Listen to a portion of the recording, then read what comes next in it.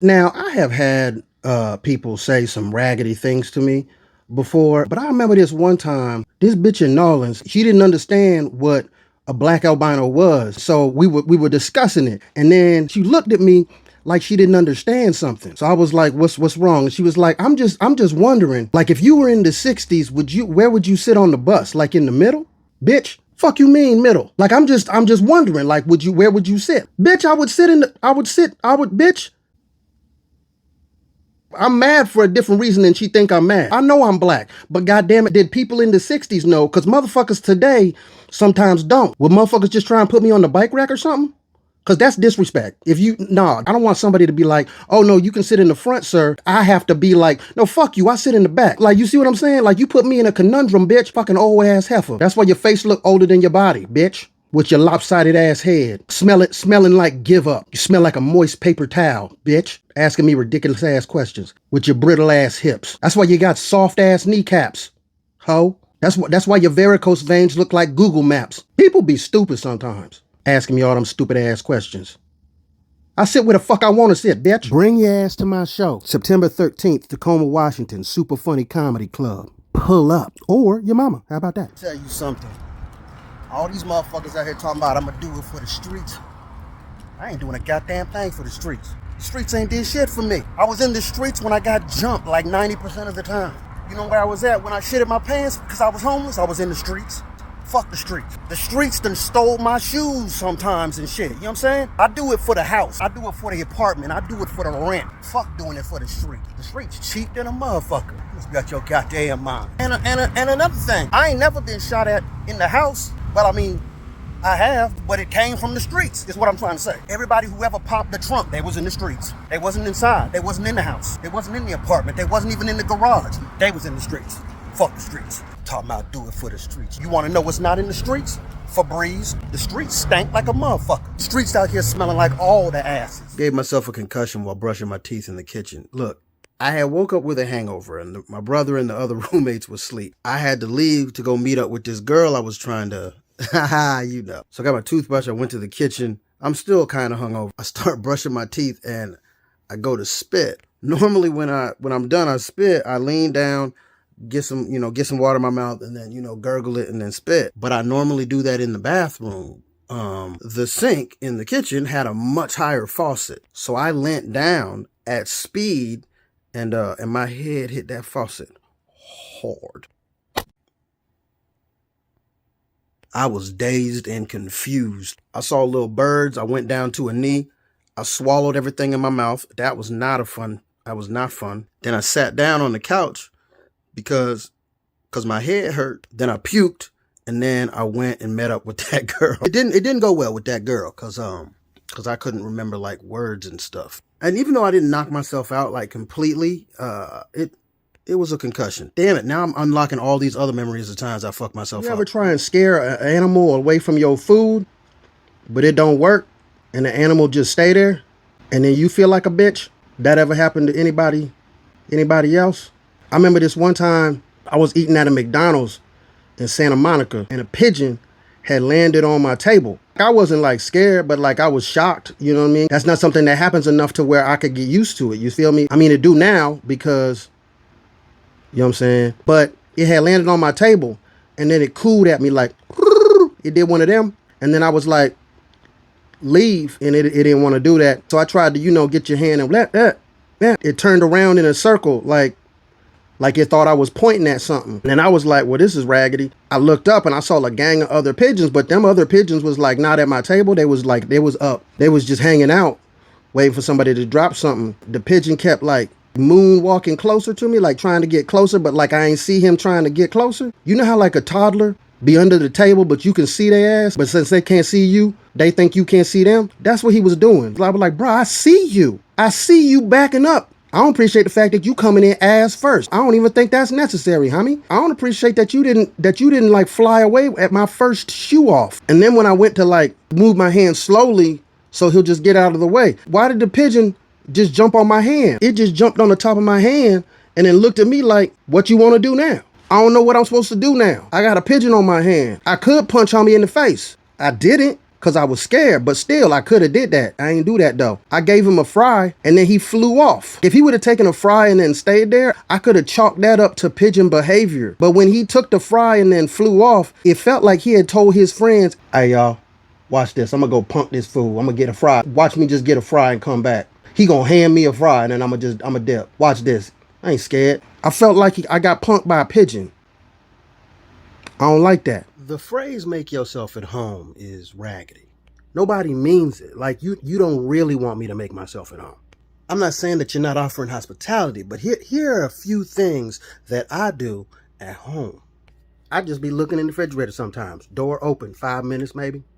I be farting, busting all the ass. And most of the time, I ain't got no drawers on. Sometimes I just be leaving lights on. Not gonna wash my hands after I pee. I talk to myself out loud, full conversations. You don't want to hear that. I diddle myself often. One time, multiple times, I ate a pound of bacon. No chaser. I am more likely to risk a fart and poop myself at home. Home is where I pick my feet, like really get after it. I pee in the shower. Matter of fact, I'll pee in a Gatorade bottle if I'm pressed. Do you want that in your home? Just in the guest room, dick out in a water bottle and shit? You don't want that? If I was asleep on your couch with 3 of your throw pillows between my legs and shit, you're not gonna be happy with that, fam. What you should be saying is make yourself comfortable.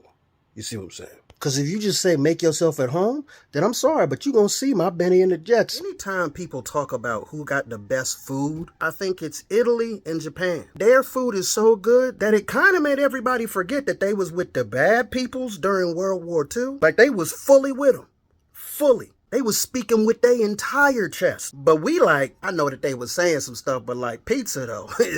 Like who gonna give up spaghetti, dog? You really out here just gonna not deal with lasagnas ever? Nah, bro, you ain't gonna do that. Ain't nobody giving up ramen. I know some people in LA, sushi all they eat. Like, that's how good they food is. That's good ass food, dog. Like, that's some good ass food. Like, American food, I think, is fantastic. I don't know if our food is forget war crime is good. You know what I mean? People come back from Germany like, man, some of the nicest people I've never met. But the problem is that the kielbasa dukes is a real thing. You know what I'm talking about? Kielbasa is fire as hell. But the dukes that they bring on is next level. I'm tired of people acting like my fun is more dangerous than they fun.